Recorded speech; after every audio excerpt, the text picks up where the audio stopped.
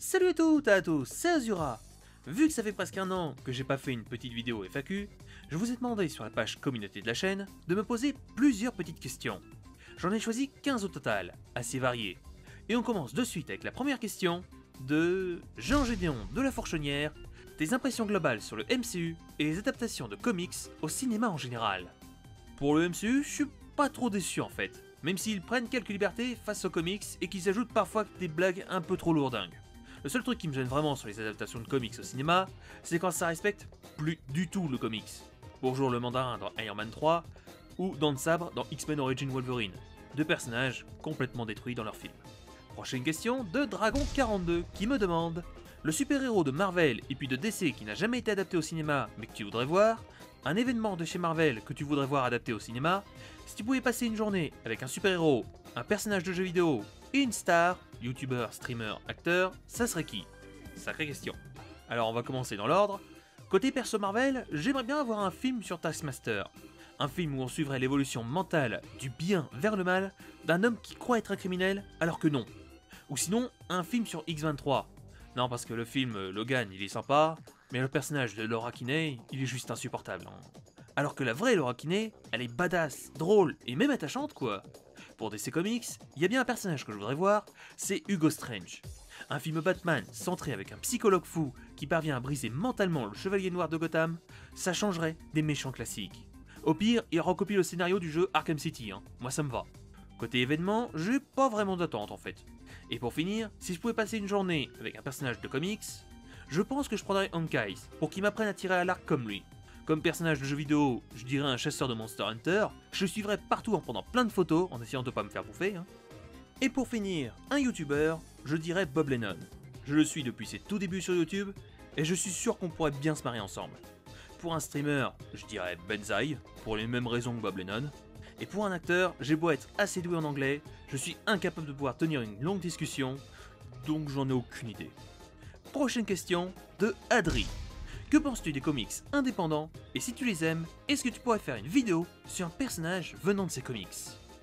Pour ce qui est des comics indépendants, je suis vraiment pas contre. Ça permet à l'auteur d'avoir une carte blanche pour créer tout un univers comparé aux grosses boîtes comme DC ou Marvel, qui vérifient et modifient tout si ça leur plaît pas. Sinon, je suis pas contre l'idée de traiter un personnage comme Hellboy, Spawn, Kick-Ass ou d'autres. C'est juste que je vais avoir besoin de plus de temps pour le faire. Sachant que je connais pas toutes leurs histoires par cœur, ça me prendra juste un peu plus de temps pour retracer leur histoire. Mais sinon, je suis pas contre. Prochaine question de Gone Comics. Quel a été ton film préféré du MCU et quel personnage voudrais-tu voir apparaître prochainement dans les phases 4 et 5? Mon film préféré du MCU? Oula, pas facile. Mais si je devais vraiment en mettre un en avant par rapport aux autres, je dirais quand même bien Iron Man 1, que j'ai dû regarder une bonne centaine de fois. Pour ce qui est du personnage que je voudrais bien voir apparaître, étant un gros fan des Ghost Rider, je dirais Johnny Blaze ou Daniel Cage, mais je les vois très mal rejoindre les Avengers. Donc je dirais soit Agent Venom, ce qui ferait aucun sens je le sais, soit Moon Knight. Question numéro 5 de Noxark, qui me demande: quelle est la vidéo que tu as le plus aimé faire et celle qui t'a donné le moins de travail? Et au contraire, celle que tu as le moins aimé faire et celle qui t'a donné le plus de travail. Sinon, bravo pour tes vidéos, tu gères. Une très bonne question je trouve. Pour la vidéo que j'ai le plus aimé faire, je dirais qu'il y en a deux. Les deux vidéos de Gwenpool, car j'adore le personnage, et en plus, elle a la fin la plus unique de tous les personnages de l'histoire de Marvel.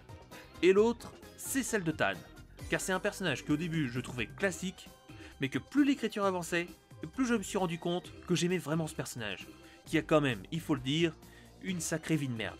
Pour la vidéo qui m'a demandé le moins de travail, je dirais que c'est celle sur Scorn. Sachant que, avant sa sortie, j'avais fait une vidéo sur Carnage et une sur Toxine, et qu'elle n'a pas beaucoup d'histoire, et que le peu qu'elle a, il est déjà raconté dans l'histoire de Carnage. Ça donne une vidéo vraiment très rapide à faire. Pour la vidéo que j'ai le moins aimé faire, j'ai beau réfléchir, il y en a pas en fait. Quand j'aime vraiment pas un personnage, je vais pas faire des vidéos sur lui en fait. Même si vraiment c'est rare. C'est rare que je déteste un personnage. Par contre, celle qui m'a demandé le plus de travail, je le dis direct, c'est celle sur Sentry.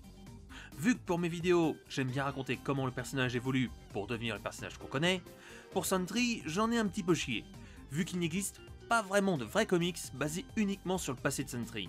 Bref, un pur moment de plaisir qui m'avait pris, si je dis pas de bêtises, plus de 4 à 5 jours à chercher entre chaque comics pour savoir lequel me permettait d'apprendre le plus sur son passé. Prochaine question de Végéto Blue LR qui me demande: que penses-tu de Spawn? Je connais pas très bien son histoire, mais visuellement il déchire. C'est un mix entre un Ghost Rider et un Batman, mais bien plus dark. D'un côté je me dis j'aimerais bien le voir dans Marvel ou DC Comics, mais d'un autre je suis content qu'il y soit pas, comme ça pas de censure ou de modification. Prochaine question du tribunal vivant. Depuis combien de temps lis-tu des comics et par lequel as-tu commencé? Depuis combien de temps? Oula, je sais pas, ça doit bien faire maintenant une bonne dizaine d'années maintenant, je dirais. Et par lequel j'ai commencé? J'ai commencé par 3 comics Ghost Rider. J'étais en vacances et il y avait une foire à tout, le meilleur endroit pour trouver des jeux rétro. Et là il y avait un type qui vendait un gros carton de comics. Je sais pas pourquoi, mais j'ai jeté un coup d'œil. Et je suis tombé sur 3 comics Ghost Rider, même pas dans l'ordre, le numéro 18, le numéro 20 et le numéro 27 du volume 3, et je sais pas pourquoi, mais j'ai tout de suite accroché. J'ai acheté après en vrac 2 comics Serval Wolverine, numéro 24 et numéro 69 du volume 2, et c'est comme ça que j'ai commencé ma chasse aux vieux comics. Prochaine question de Césaco33 qui me demande: tes autres passions pour changer? Une question assez intéressante. En dehors des comics, je suis également un gros fan de jeux vidéo. J'aime aussi regarder des mangas, même si en ce moment je suis plutôt calme. Je balance au pif 3 noms de mangas que j'adore. En premier, il y a Murder Princess, qui n'est pas très connu. Il y a Angel Beast, que j'adore et qui est full drama. Et j'aime bien Gule Gule Kokure-san. Sinon, à part ça, j'aime bien également tout ce qui touche de près ou de loin au thème du médiéval fantastique. Prochaine question de Michael Viennet. Que penses-tu de l'état actuel du DCU, si l'on peut encore l'appeler comme ça? Ah, je m'y attendais à cette question. Pour ma part, je trouve ça assez ironique en fait. Warner a tout fait pour rattraper Marvel en rushant avec leur Justice League, et maintenant, ils ont même pris de l'avance vu qu'ils sont morts avant Marvel. Genius! Non franchement, le DC Universe est mort. Il n'y a plus Batman et il n'y a plus Superman. Les 2 icônes de DC Comics. Warner va continuer à sortir de façon random des films, mais faudra pas s'attendre à voir un Justice League 2. Prochaine question de Eric Oka. Si tu pouvais créer un Spider-Man d'un autre univers, tu le créerais comment? J'aime bien ta question. Si j'avais carte blanche pour créer un Spider-Man, je le ferais ressembler au Spider Doppelganger, mais avec une sorte de symbiote. Ça serait un Spider-Man rejeté par tout le monde par sa monstruosité, mais qui pourtant voudrait continuer à servir la justice. Un Spider-Man tourmenté entre son apparence bestiale et son devoir de justicier. Franchement, ça peut être bon. Prochaine question de Foodrayo64. Salut, feras-tu des vidéos sur des jeux Marvel ou DC, du style Injustice 2 ou Marvel vs Capcom? Sinon, j'adore tes vidéos, continue comme ça. Alors d'abord, merci. Et sinon, je pense que ça ferait vraiment bizarre sur la chaîne si je postais des vidéos gaming. Donc je pense que si je devais en créer, je ferais une seconde chaîne. Par contre, si cette seconde chaîne venait à se créer, je pense que je ferais aussi du streaming. Bien sûr, je streamerai des jeux en rapport avec Marvel et DC Comics. Même si, je précise, c'est pas pour tout de suite. Il faut encore que je règle 2 ou 3 petits trucs pour être vraiment au point. Question assez particulière de Linkway. Aimes-tu la cuisine asiatique ou nous montreras-tu ton visage un jour? Alors, oui, j'aime bien la cuisine asiatique. Même si je préfère la cuisine japonaise à la cuisine chinoise, que je trouve légèrement plus grasse. Sinon, pour ta deuxième question, je vous montrerai mon visage quand j'aurai 1,6 milliard d'abonnés. Bien joué à ceux qui ont compris la référence. Plus sérieusement, je pense me dévoiler au grand jour quand je commencerai des streams. Comme ça, ça vous laisse encore du mystère pour savoir à quoi je peux ressembler. Prochaine question de Laboon qui me demande: pourquoi aimes-tu les comics? Comment les as-tu découverts? Et pourquoi tu préfères Marvel, du moins je crois, à DC et aux autres comics de super-héros? Pourquoi j'aime les comics? Bah je dirais un peu comme tout le monde en fait. Ça nous permet d'oublier notre monde et ça nous fait rêver. Après tout, qui n'a jamais rêvé de devenir Iron Man ou Wolverine, ou même d'avoir une Batcave? Comment je les ai découverts? Je l'ai déjà dit un peu plus tôt. Et pourquoi je préfère Marvel à DC? Alors déjà, c'est faux. J'ai pas de préférence pour l'un ou pour l'autre. Par contre, il y en a un que je connais mieux que l'autre. Si je parle souvent de personnages de Marvel, c'est que je suis plus à l'aise car je connais mieux leur univers. Pour DC Comics, dès que l'on me parle d'un sujet autre que Batman, je suis perdu. C'est pour ça que pour la vidéo sur Raven, j'ai pris plus de temps. Je veux vraiment être sûr de ne pas dire de conneries. Par contre, demande-moi un truc sur Batman, et là je trouve la réponse de suite. Prochaine question de Eric Beauregard. Ça colle bien à ton avatar.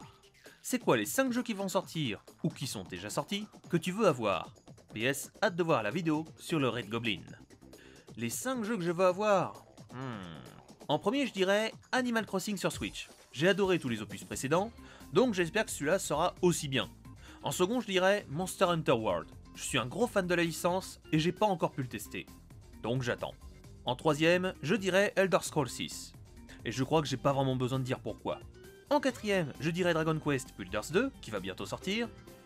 Et en dernier, j'ai toujours pas pu le tester, le fameux Spearman sur PS4. Et pour finir cette FAQ, on termine avec la question de Black Spider. Selon toi, Firefly serait un bon méchant dans le prochain film de Batman? Pour ça, je dirais qu'il nous faut déjà un Batman. Ben Affleck ayant abandonné son rôle, il nous faut encore un nouvel acteur pour incarner Batman. Sinon oui, Firefly serait un très bon ennemi. Sachant que ce n'est pas un méchant très compliqué, on pourrait même donner une dimension réaliste au film. Un peu comme avec la trilogie de Nolan. Non, sérieusement, ça serait une bonne idée. Et voilà qui met fin à cette FAQ. Si vous avez quand même des questions, je reste assez disponible et je réponds assez souvent. Bref, le blabla classique.